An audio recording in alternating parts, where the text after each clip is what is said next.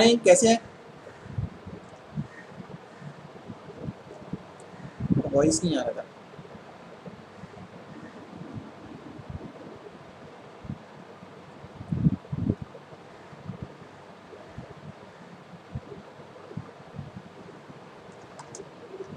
हाँ, आ गई थोड़ी थोड़ी।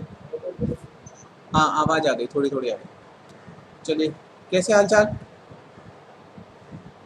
जी सर। बढ़िया है, ठीक है। चलिए, बेस्ट विशेस। और मैं यहाँ पर आपका क्लास कंडक्ट करूँगा और क्लास कंडक्ट करने के बाद में यहाँ पर अवेलेबल रिकॉर्डिंग्स अवेलेबल रहेंगी दैट कैन बी यूटिलाइज्ड, वो यूटिलाइज की जा सकती हैं, ठीक है। तो दैट विल, हाँ, और कंटेंट्स भी मैं आपको शेयर करता हूँ।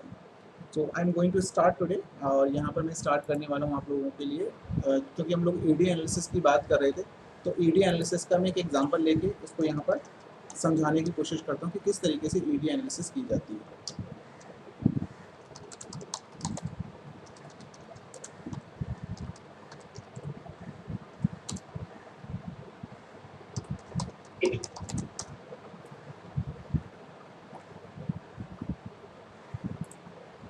और गोना टू शेयर स्क्रीन।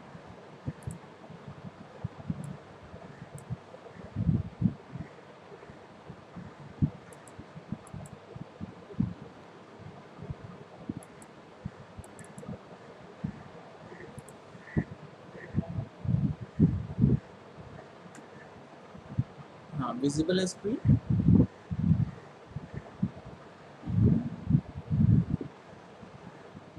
तो जैसे कि हम लोग बात कर रहे थे, now we have a target to go with the ED analysis.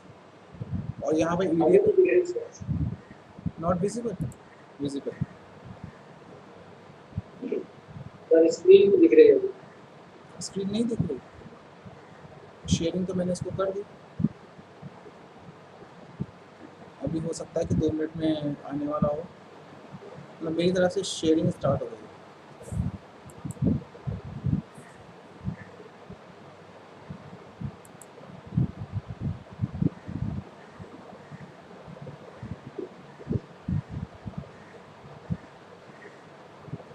Sir खाली में बन के आ रहा है तो इसका लेकिन स्क्रीन में दिखती है। अब आप लोग आ गई। चलिए, ठीक है। आ गई सर। आ गई, ठीक है। हो सकता है बफरिंग के हिसाब से बन रहा जी हो। सर।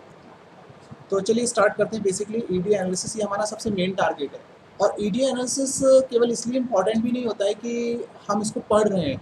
ईडी एनालिसिस इसलिए इम्पॉर्टेंट होता है कि 90% केसेस में जहाँ भी हम मशीन लर्निंग को अप्लाई करने वाले हैं, जहाँ भी इसको इम्प्लीमेंटेशन फेज में लेके जाने वाले हैं, वहाँ पर इस ईडी एनालिसिस को करना बहुत ज़रूरी होता है। क्योंकि आपको जब कभी भी किसी प्रोग्राम के लिए डेटा दिया जाता है, तो आपकी जो डेटा कैप्चरिंग डिवाइसेस होती हैं, जो डेटा इक्वेशन सिस्टम है, जिसको कि डैक बोलते हैं, जो डेक सिस्टम है वो डेटा इक्वेशन सिस्टम हमेशा डेटा को कैप्चर कर रहा होता है जिस फॉर्म में उसको डेटा मिल रहा होता है।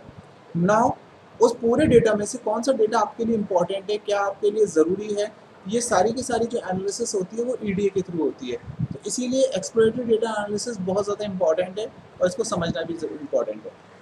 तो जैसा कि हमने बात करा था, we are trying to find out the few specific features of a group. Data का कुछ हम फीचर्स लेते हैं, ग्रुप लेते हैं, उसके बाद में we try to do it. तो इसको हम कंटिन्यूसली कैलकुलेट करते रहते हैं। एंड ड्यूरिंग दिस प्रोसेस जब हम इसको कैलकुलेट करते रहते हैं तो हमें फाइंड आउट करना होता है कि हम डेटा को किस फॉर्म में लेके जाना चाहते हैं, ठीक है। So if you go here, so EDA is a phenomenon under data analysis. एक ऐसा फिनोमिना है जो gaining a better understanding of data aspect, data को हम समझ पाते हैं। जैसे एग्जाम्पल के तौर पर छोटा सा एग्जाम्पल लेके चलते हैं कि आपके घर में बहुत सारा सामान है ना, एट योर होम, ये lot of things at your home. मतलब हर चीज़ है, खाने वाला सामान भी, ग्रॉसरी भी है आपके पास में, क्लोथिंग्स भी है आपके पास में, डेली नीड्स भी हैं आपके पास में, नेसेसिटीज़ भी आपके पास में, व्हीकल्स ट्रांसपोर्ट आइटम भी आपके पास में। ये सारे आइटम्स को अगर आप डेटा मान लें, पूरा का पूरा ये डिफरेंट डेटा मान लें। अब आप ये मान के चलिए, आप अपने घर में जब जाते हैं तो पूरे दिन कहीं ना कहीं कोई ना कोई प्रोग्राम एग्जीक्यूट करते रहते हैं। कैसे प्रोग्राम एग्जीक्यूट करते हैं? जैसे आप बिस्तर से उठते हैं तो सबसे पहले इस पूरे डेटा में से आपको एक सर्टेन डेटा की रिक्वायरमेंट होती है। और वो सर्टेन डेटा क्या है कि वो that is a data related with your tea coffee, जो भी आप पहले लेते हैं। तो you are having a data access related with your kitchen. तो इस एक्सप्लोरेटरी डेटा एनालिसिस में से आपको उन फीचर्स की चीज़ें चाहिए होंगी जो आपको सुबह के फीड के टाइम की रिक्वायरमेंट है। कोई कॉफ़ी पीता है तो कॉफ़ी चाहिए उसको, पानी चाहिए, मिल्क चाहिए। तो ultimately among all the data you need a certain kind of features, जिन फीचर्स के बेसिस पर अब आप ये मान के चलिए आप तो ह्यूमन है, if you are not a human under this situation, अगर आपको कोई ऐसा होता है कि मान के चलिए मशीन तैयार करनी है जिसने मशीन को बिल्कुल रिप्लिकेट करना है जैसे आपके साथ है, अब मशीन क्या करेगी? मशीन का जैसे 7 o'clock का अलार्म ऑन होगा वो अपने आप को वेकअप मोड में लाएगी, जैसे ही वेकअप मोड में लाएगी तो सबसे पहले वो उस फीड पे काम करेगी जो फीड उसको मॉर्निंग फीड दिया गया है। वो मॉर्निंग फीड उसका क्या है कि उसने सुबह सुबह उठ के सबके लिए चाय कॉफ़ी तैयार करना है, फॉर एन एग्जाम्पल। अब ध्यान से देखिए, चाय कॉफ़ी के लिए वो पूरे कमरे में अपने कैमरा सेंसर की मदद से सेंस करेगी कि मुझे कहाँ कहाँ जाना है, तो सबसे पहले वो लोकेशन को सर्च करेगी। तो अब ये एक्सप्लोरेटरी डेटा एनालिसिस का मतलब है कि जब तक उसके पास में लोकेशन इनपुट नहीं होंगे तब तक वो रूम से मशीन किचन तक नहीं पहुंच पाएगी। समझ में आ गई? आपके घर में 5-6 कमरे हैं, वॉशरूम भी है, तो एक्सप्लोरेटरी डेटा एनालिसिस का काम ये होगा कि मेरी मशीन को एक पहला इनपुट ये चाहिए सबसे पहले कि लोकेशंस, मतलब हर रूम की लोकेशन उसको इनपुट की फॉर्म में मिले, तभी तो वो डिसीजन ले पाएगी कि मुझे इस लोकेशन पर जाना है। सेकंड, मेरे सारे डेटा के बीच में फिर ये भी होना चाहिए कि उसको अगर चाय बनाने के लिए या कॉफ़ी बनाने के लिए जो आइटम्स चाहिए तो उसको वाटर की रिक्वायरमेंट है, शुगर की रिक्वायरमेंट है, मिल्क का रिक्वायरमेंट है, टी और कॉफ़ी का रिक्वायरमेंट है, उसको एक गैस का रिक्वायरमेंट है। तो अब ये सारे डेटा में से जिसमें कपड़े भी हैं, क्लोथ्स भी हैं, we have a clothes, we have a different other aspects, among all them, इन सब के बीच में उसको रिक्वायरमेंट क्या होगी? इस सब के बीच में उसको रिक्वायरमेंट ये होगी, it will be try to understand कि जो भी हम एक्सप्लोरेटरी डेटा एनालिसिस यहाँ पर कर रहे हैं उसमें उसको ये सारे फीचर्स निकल के बाहर आने चाहिए। तो इसीलिए ईडी एनालिसिस का काम ये होता है कि जो भी डेटा मेरे पास अवेलेबल है, ये तो मैंने एक बहुत बड़ा एग्जांपल लिया क्योंकि because you people are the humans, और ह्यूमंस के पास में तो अल्टीमेटली एक्सप्लोरेटरी डेटा एनालिसिस होती है, बहुत अल्टीमेट होती है। लेकिन if suppose we are making a machine then it means we are much dedicated, हम बहुत ज़्यादा डेडिकेटेड हैं किसके लिए? उस पर्टिकुलर मशीन के एक सर्टेन एस्पेक्ट्स के लिए। So the EDA is a phenomena under the data analysis used for gaining a better understanding of a data, like main feature of a data. उस डेटा के हमें कौन कौन से मेन फीचर्स निकालने हैं। सपोज दैट अब छोटा सा एग्जांपल लेके चलें, if suppose we have a certain kind of a dirty water, अगर कोई ख़राब पानी है यहाँ पर, तो उस ख़राब पानी के फीचर्स आपने क्या क्या निकालने हैं? उसकी पीएच वैल्यू निकालनी है, उसके अंदर कितने सारे पॉल्यूटेंट्स पड़े हुए हैं उनको निकालना है, उसकी न्यूट्रिशंस वैल्यू को निकालना है। तो ये मेन फीचर्स, अब उस वाटर कंटेंट के अंदर से हमें कौन कौन से फीचर्स निकालने हैं, that is what the main feature extraction of the data. Variables and relationships that holds between them, variable और रिलेशनशिप जो जो, अब एक चीज़ के से दूसरी चीज़ की इंटरडिपेंडेंसी कैसे है, तो पूरा डेटा आपके पास में, you would be able to get the interdependency of the data, वो आप निकाल सकते हैं, उसको कनेक्ट कर सकते हैं। Similarly further more if you are moving on, अगर आप आगे जाते हैं, आइडेंटिफाई कर सकते हैं which variable are important for our problem. अब जो भी चीज़ें आप यहाँ पर कर रहे हैं, जहाँ पे भी आपको निकाल रहे हैं, तो उसमें आपको ये आइडेंटिफाई करना पड़ेगा कि मुझे इनमें से कौन कौन से पैरामीटर हैं जो वेरी करेंगे मेरे डेटा के साथ, और कौन से ऐसे हैं जो मेरे कांस्टेंट रहेंगे। जैसे एक बार डेटा आपके पास में आ गया, अब जैसे फॉर एन एग्जांपल किसी ने वेदर कंडीशंस को ले लिया, और वेदर कंडीशंस में क्या है, सबसे इम्पॉर्टेंट पार्ट अगर आपने लिया तो टेम्परेचर सुबह 6 बजे से लेकर रात के 12 बजे तक ये कंटिन्यूसली बदलता रहेगा।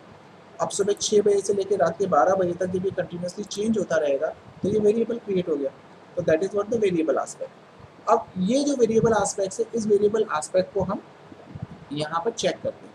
तो इस तरीके से हम we are going for different kind of variables, constant, interdependency, their relationship, that all are interconnected, वो सारे के सारे interconnected है।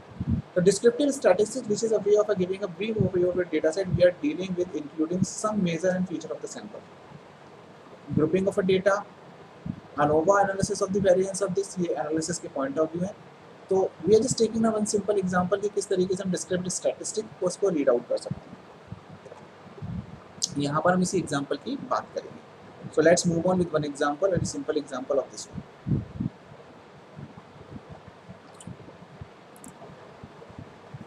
Like what are the various methods, we are looking for all those methods and we are trying to understand that, उनको पढ़ने की और समझने की कोशिश करते हैं कि किस तरीके से हम इन डिस्क्रिप्टिव मेथड्स को पढ़ सकते हैं। तो अब डिस्क्रिप्टिव स्टैटिस्टिक्स जब यूज़ में आ जाती है तो इनके अपने अपने तरीके होते हैं कि किस तरीके से हम करते हैं। सबसे पहला पार्ट है descriptive statistics. It is a way of giving a brief overview of a data set we are dealing with, including some measures and features of the sample। हम इसमें क्या करते हैं, डिस्क्रिप्टिव मतलब जो भी डेटा हमारे पास में, जैसे फॉर एन एग्जांपल एक रेस्टोरेंट में आने वाला पर्सन, अगर कोई पर्सन एक रेस्टोरेंट में जा रहा है तो जाते वक्त पर्सन की क्या क्या चीज़ इंपॉर्टेंट है रेस्टोरेंट मालिक को अगर उसको ऑब्जर्व करना है, तो सबसे पहले उसको ये देखना पड़ेगा उसके कौन कौन से फीचर्स हैं कि जब वो रेस्टोरेंट में आ रहा है तो कैसे आ रहा है, किस टाइप के व्हीकल से आ रहा है, उसका ट्रांसपोर्ट सिस्टम क्या है, टैक्सी से आता है, पैदल चल के आता है, टू व्हीलर पे आता है, फोर व्हीलर पे आता है, फोर व्हीलर की कौन सी कैटेगरीज हैं, किन किन कैटेगरीज से आता है। ये सारे फैक्टर्स अगर वो बिजनेस के लिए काम कर रहा है तो ये सारे फैक्टर इंपॉर्टेंट हो जाएंगे उस पर्सन के अराइवल पे। तो this is called as a descriptive. Plus फिर उसके अटायर्स किस तरीके के हैं, फिर उसका बॉडी लैंग्वेज किस टाइप का है, ठीक है।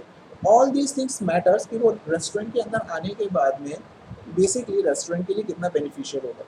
तो डिस्क्रिप्टिव स्टैटिस्टिक्स सेज कि जितने भी मैक्सिमम फीचर्स हैं उन सारे फीचर्स को हम सेग्रीगेट करें, सेग्रीगेट करके यहाँ रखें। फिर हम करते हैं ग्रुपिंग ऑफ डेटा। अब जो डेटा हमारे पास में होते हैं, जो सिमिलर टाइप ऑफ फीचर्स के डेटा हमारे निकल के आएंगे उनको हम ग्रुप्स में टाइप कर देते हैं, ठीक है। एक certain kind of a group create कर देते हैं, ये हमारा वहाँ ऑब्जेक्टिव क्रिएट होता है। ANOVA analysis, ANOVA analysis of a variance, it means variance का मतलब आप समझते हैं which is a computation method to divide the variation in an observation set into the different component. एक चीज़ का दूसरी चीज़ के रिस्पेक्ट में वेरी करना, कंटिन्यूसली उसका चेंज होना, दैट ऑल मैटर्स, वो सारी की सारी चीज़ें मैटर्स करती हैं। और इन वेरिएंसेस को ही मैनेज करने के लिए, इनको मैनेज करने के लिए, इनको एनालाइज करने के लिए कि अगर सपोज कीजिए टाइम, जैसे सपोज कीजिए मैंने एग्जांपल लिया था आपके साथ में कि when you are having a morning, जब आपके पास सुबह है तो सुबह अगर आप वेदर कंडीशंस के बारे में बात कर रहे हैं तो weather condition is totally depending upon time, सीधी बात है। अगर सुबह 5 बजे का वेदर कंडीशन आप लेंगे, 6 बजे का वेदर कंडीशन लेंगे, 7 बजे का वेदर कंडीशन लेंगे, 8 बजे का, 9 बजे का, 10 बजे का, अलग अलग जगह के अगर आप वेदर कंडीशंस को आप कैलकुलेट करते रहेंगे तो इन सारे के सारे वेदर कंडीशंस के हिसाब से एक वेरिएंस क्रिएट हो जाएगा जो कि टाइम डिपेंडेंट है और टेम्परेचर चेंज होगा। अगर टेम्परेचर चेंज होगा तो टेम्परेचर के रिस्पेक्ट में एयर प्रेशर भी चेंज होगा। तो many things are related with this one. So this is called as ANOVA, analysis of the variance, which is a computation method to divide the variation in an observation set into the different component. And then finally we are looking for correlation and correlation methods. कैसे एक दूसरे के ऊपर interdependency बनेगी, क्या उनके process होंगे, क्या उनके एस्पेक्ट्स होंगे, that all should be taken care very perfectly. इनको हम देखते हैं।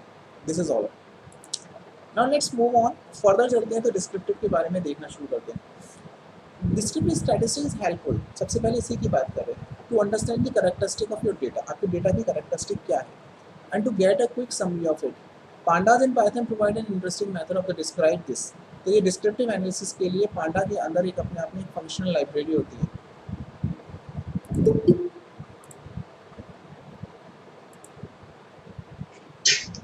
पांडास के अंदर एक फंक्शनल लाइब्रेरी होती है और that functional library works effectively, ठीक है। और ये फंक्शन जो लाइब्रेरी होती है that is basically use in the pandas. तो जब हम प्रोग्रामिंग यूज़ कर रहे होते हैं पाइथन के अंदर, तो पाइथन के अंदर ये आपको अपने आप ही मिल जाएगा और आपके डिस्क्राइब की मदद से। The describe function applies basic statistical computation on data set. अब डेटा सेट का आपको ये कंप्यूटेशन स्टैटिस्टिक यहाँ पर मिल जाएगा, ठीक है। So under this statistical condition the count of a data point, deviation etcetera, any missing value, NaN value is automatically skip. Describe function gives a good picture of distribution of data. तो इस तरीके से आप data frame को use करके इसके picture को use कर सकते हैं, जैसे ये एग्जांपल दिया है। So this example can help you to understand df.describe। अब ये डेटा फ्रेम है, पांडास लाइब्रेरी को इंस्टॉल करना है, इंस्टॉल करने के बाद ये डेटा फ्रेम कैसे इन पर काम करेंगे, मैं आपको एक प्रोग्रामिंग लैंग्वेज के थ्रू, एक प्रोग्रामिंग एग्जांपल के थ्रू, एक किसी भी पर्टिकुलर डेटा की कंप्लीट ये एनालिसिस करके मैं आपको बता दूँगा, जिसमें आपको df.describe और फर्दर फंक्शंस आपको मिल जाएंगे। तो पहला फंक्शन ये हो गया कि डिस्क्रिप्टिव डेटा के लिए क्या यूज़ करेंगे, df.describe यूज़ करेंगे। डन।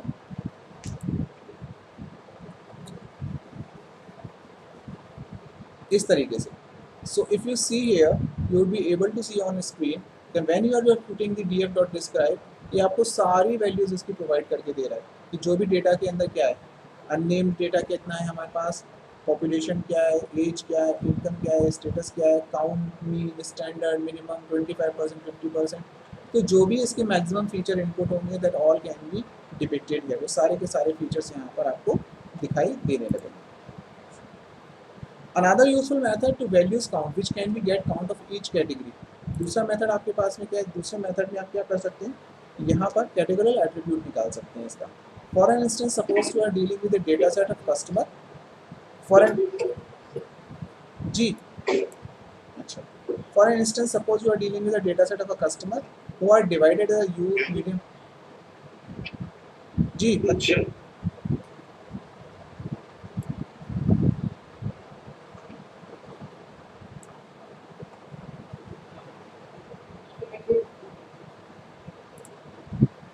तो इस तरीके से हमारा यहाँ पर ये DF वैल्यूज काउंट काम कर जाता है.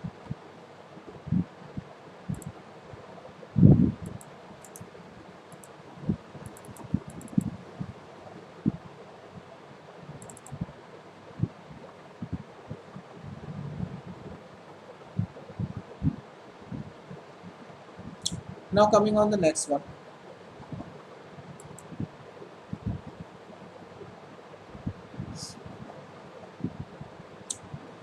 Another, इसमें अगर हम फर्दर बात करते हैं तो further we just keep on moving and try to understand.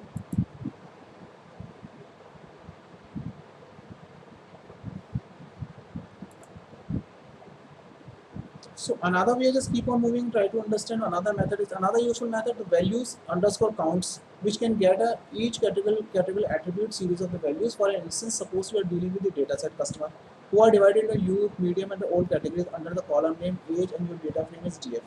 So you can run this statement to many people fall in the respective category and out of this one. So this is also one method.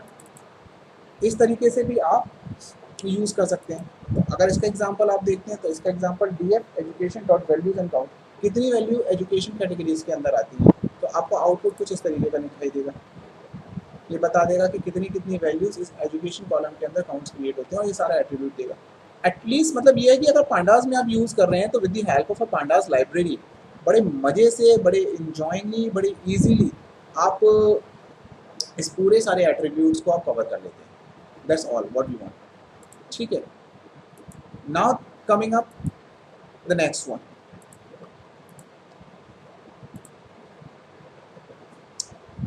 So import Pada SPG, Matplotlib. अब आप इस example को अगर ध्यान से देख रहे हैं तो what we are doing? We are not doing nothing but we are importing Pandas SPD. Pandas को ले रहे हैं, import कर रहे हैं Matplotlib.pylot as plot df pd.csv. अब ये CSV आपकी एक फाइल है. यही जो फाइल है आपकी, वो फाइल आपकी GitHub पे पड़ी हुई है और किसी सर्टेन डेटा से रिलेटेड है. अब इस डेटा को अगर आप चाहें तो आप एक्सप्लोर कर सकते हैं इस डेटा को, या आपको डेटा वहाँ से डेटा सेट आराम से मिल जाएगा और ये डेटा आप आराम से रीड कर सकते हैं. तो टारगेट इज़ व्हाट, सबसे पहले इंपॉर्टेंट टारगेट है कि किसी भी फाइल को आपको पांडा को लेके आना है. फिर आपको मैटप्लॉटलिब इसलिए कि अगर आप ग्राफ प्लॉट करना चाहते हैं तो ये. फिर आपने क्या किया कि इसमें से जो भी आपके पास में लिस्ट आई है, जो भी इसका नाम था, उसमें से आपने इसकी लिस्टिंग करी, किसकी, फंक्शन डेटा फ्रेम को डिफाइन किया और पॉपुलेशन को इसमें से निकाला. तो इसके लिए ज़रूरी था आपने ये वही डेटा सेट था जो आपने ऊपर देखा, ये तरीका. तो ये जो डेटा सेट हमने ब्रिंग किया हुआ है, that we called up somewhere, यहाँ पर हमने इस डेटा सेट को यहाँ से उठाया हुआ है पांडा से PD डेटा सेट. आप इस फंक्शन को इजीली कॉल अप कर सकते हैं. आप इसको गूगल कोलैब में भी काम कर सकते हैं. आप इसके साथ में काम कर सकते हैं. मतलब आपके पास मतलब जो भी ऑप्शन है, जुपिटर है, स्पाइडर है, any way you can work on that. आप उस पर आराम से इजीली काम कर सकते हैं, नो इशू. ठीक है.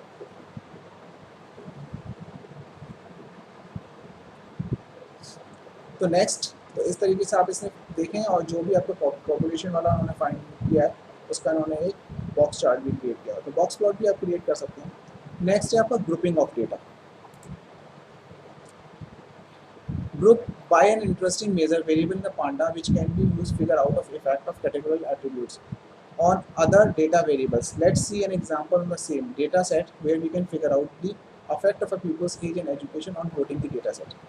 अब यहाँ पर हम वही बात कर रहे हैं, DF group by education and vote, मतलब एजुकेशन सेक्टर के रेस्पेक्ट में वो कितना वोट करता है. डेटा वही है आपके पास में और इसको चेक कर रहे हैं, इसका मीन निकाल रहे हैं.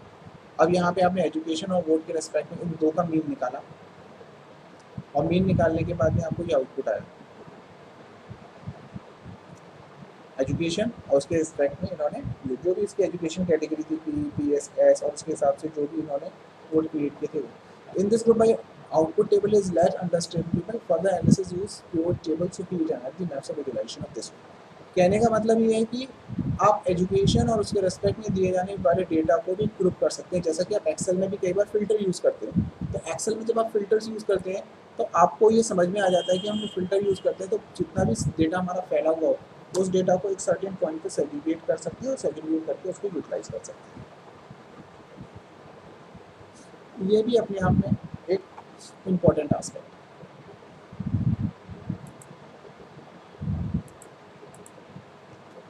सो that's what we are doing it.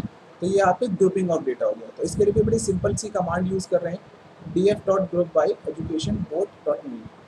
इस तरीके से हम इसको सॉल्व कर लेते हैं, मैनेज कर लेते हैं। Next is what the ANOVA. अब हम बात करेंगे ANOVA. ANOVA stand for analysis of variance. अब यहाँ पर हम वेरिएंस की एनालिसिस करते हैं। It is perform to figure out the relationship between the different group of category data. एक ग्रुप आपने ये बना दिया, दूसरा ग्रुप हमने ये बना दिया, तीसरा ग्रुप हमने ये बना दिया। जैसे फॉर एन एग्जाम्पल मैंने आप लोगों के लिए एक एग्जाम्पल लिया था और बताया था उसमें कि अगर सपोज कीजिए आपके पास में कोई सर्टेन काइंड ऑफ बहुत सारा डेटा, आपका घर ही है, आपके घर में दुनिया भर की चीज़ें आपके पास में, everything you have, among them, उन सारी चीज़ों के बीच में आपने अलग अलग ग्रुप बना दिए। कपड़ों का एक अलग ग्रुप है, ग्रॉसरी का एक अपने आप में अलग ग्रुप है, सामान का यूटेंसिल्स का अपने आप में अलग है, नेसेसिटीज़ का अलग है, नीड्स का अलग है, मतलब बहुत सारी चीज़ें आपके पास में और आपने ग्रुप बना दिया। अब सपोज कीजिए आपके पास फर्नीचर है और फर्नीचर के साथ में आपका क्लोथ्स है, तो क्या क्लोथ्स और फर्नीचर के बीच में किसी तरीके का कोई कोवेरियंस हो सकता है? That's a big question. तो अगर किसी भी तरीके का कोवेरियंस क्रिएट होता है किसके बीच में, फर्नीचर के बीच में और क्लोथ्स के बीच में, under all this situation, in situations में इन कोवेरियंस के साथ में आप देख सकते हो कि मेरे क्लोथ्स मेरे फर्नीचर के अंदर रखे जाने चाहिए। जब मेरे क्लोथ्स मेरे फर्नीचर के अंदर रखे जाने चाहिए, इसका मतलब क्या हो गया? इसका मतलब ये हो गया कि ये क्लोथ्स और फर्नीचर के बीच में एक रिलेशनशिप है। तो यानी कि जब कभी भी मुझे डिसीजन लेना होगा, I have to take care about the furniture and as well as the clothes. मुझे कपड़े बाहर भी देखने पड़ेंगे और कपड़े फर्नीचर के अंदर रखे होंगे तब भी देखने पड़ेंगे। Then I would be able to make a decision on that how many clothes are there and whatever the feature we are looking for, जो भी हमें क्लोथ्स का प्रेडिक्शन करना है, जो भी चीज़ को जाननी है, वो सारी। ठीक है।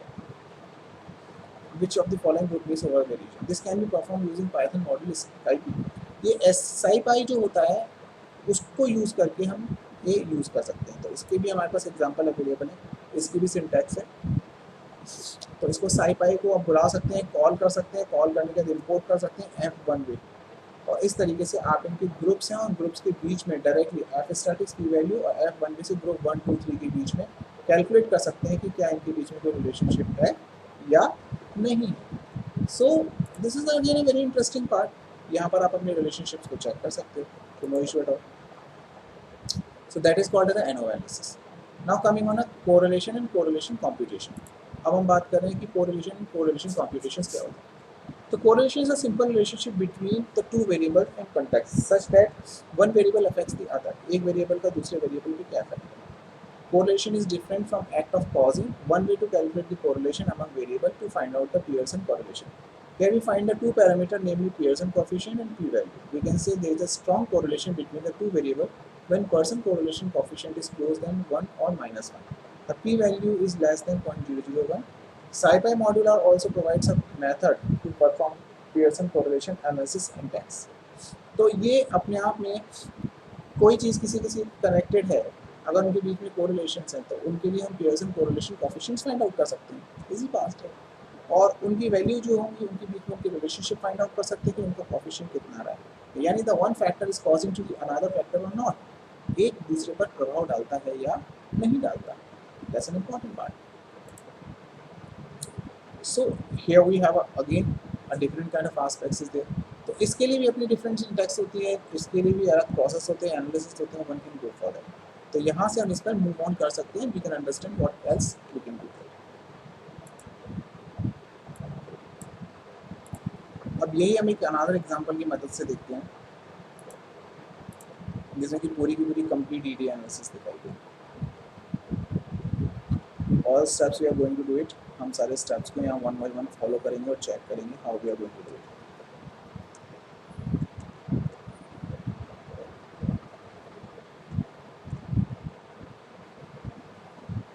So that's what, let's move on with this one and let's understand that we are looking for the exploratory data analysis.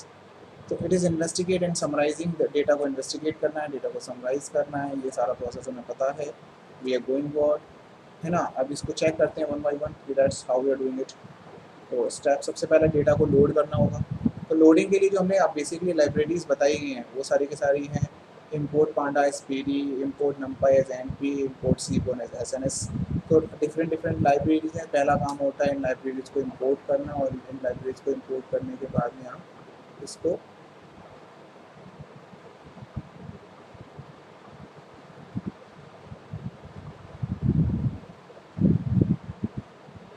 Second part आपका आता है when you are having then you are looking for basic information of the EDA. तो basic information के लिए आप data frame पांडा library में आपके पास command होती है, डेटा फ्रेम की इन्फॉर्मेशन ले सकते हैं, डिस्क्राइब कर सकते हैं, जैसा कि अभी हमने कहा था। तो जो भी डेटा आपने लिया उसकी सारी इन्फॉर्मेशन क्या क्या है उसके पास में, उसको डिस्क्राइब कर सकते हैं।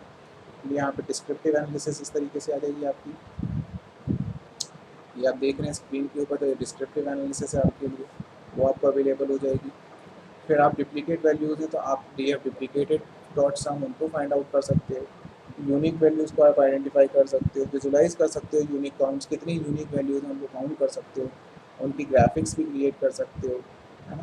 That's all possible.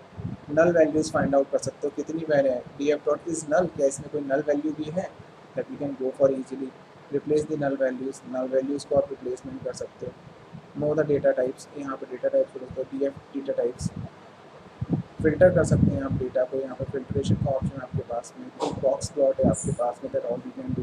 So all these things are we are doing here and that all are related with the kind of a heat map create कर सकते हो। All these things are directly related with the kind of analysis. So the one example has been taken from here and every analysis is showing a certain kind of output. So if you go one by one for each and every one, so the first of all you must go for exploratory EDA। so you may go for the data frame information and describe the data, दोनों दिया। तो ये data frame information हो गई, क्या बता रहे हैं, पैसेंजर आईडी कितनी है, डेटा टाइप 64 इंटीजर टाइप की हैं, 891 नॉन नल वैल्यूज़ हैं, कौन कौन सी कैटेगरीज हैं, पैसेंजर आईडी है, सर्वाइव्ड है, पैसेंजर की क्लास है, नेम है, उसका सेक्स क्या है, age, sibsp parch, ticket, fare, cabin number, everything is given there. उसको डिस्क्राइब करने के लिए बात किया गया, देन डिस्क्राइब करने पे तो सारे के सारे जो भी फैक्टर्स हैं वो सारे यहाँ पर आ गए, पैरामीटर्स एंड फीचर्स, उनके सबके काउंट्स आ गए, कितने कितने काउंट्स हैं, उनके मीन्स आ गए, स्टैंडर्ड आ गया, मिनिमम वैल्यू आ गई, 25, 50, 75% है मैक्सिमम वैल्यूज़ का सारा क्राइटेरिया आपका डिस्क्राइब किया। आपने डुप्लीकेट को आइडेंटिफाई किया तो पता चला ये भी वैल्यू डुप्लीकेट निकल के नहीं आई। आपने यूनिक वैल्यूज़ को आइडेंटिफाई किया तो आपको पता चला कि ये वैल्यूज़ आपकी यूनिक वैल्यूज़ हैं। फिर आपने विजुलाइज़ किया यूनिक काउंट्स को, जितने भी आपके यूनिक काउंट्स हैं वो सब विजुलाइज हो गए, 1, 2, 3 यानी 3 क्लासेस ऐसी हैं जो बिल्कुल यूनिक काउंट्स में आती हैं, ये आपका यहाँ पर अवेलेबल हो गया। फिर आपने नल वैल्यूज़ को आइडेंटिफाई किया तो हमें पैसेंजर आईडी में नल वैल्यू कितनी कितनी है सारी चीज़ें आपको निकाल के दे दी। एज में 177 है, तो ये सारी वैल्यूज़ आपको पता चल गई कि कितनी नल वैल्यू। आपने नल वैल्यूज़ को हटाया और रिप्लेस करना चाहते हैं किसी दूसरे से, जैसे DF and B none 0 in place of true, ठीक है। तो आपने नन को वहाँ पर रिप्लेस कर दिया, जहाँ पे कुछ नहीं है वहाँ पर आपने 0 रिप्लेस कर दिया, कोई वैल्यू नहीं है वहाँ पर, आपको पता ही नहीं है, नल का मतलब खाली है ना, वहाँ पे आपने 0 से रिप्लेस कर दिया तो आपको वैल्यू मिल जाएगी। फिर आपने चेक किया इज नल, तो पता चला किसी में भी कोई नल वैल्यू नहीं है। क्यों नहीं है? क्योंकि आपने खाली स्थान को, जो खाली जगह थी उसको फिलअप कर दिया किससे, ऐसे। फिर डेटा टाइप अगर जानना चाहते हैं तो कितने डेटा इंटीरियर टाइप के हैं, कितने ऑब्जेक्ट टाइप के हैं, कितने फ्लोटिंग टाइप के हैं, दैट ऑल आर अवेलेबल है। फिर फिल्टर किया आपने अपने डेटा को, और डेटा को फिल्टर करने के बाद में आप किसी भी कैटेगरी में उसको निकाल सकते हैं। बॉक्स प्लॉटिंग आपको बता ही चुके हैं, कोरिलेशन प्लॉट कर सकते हैं।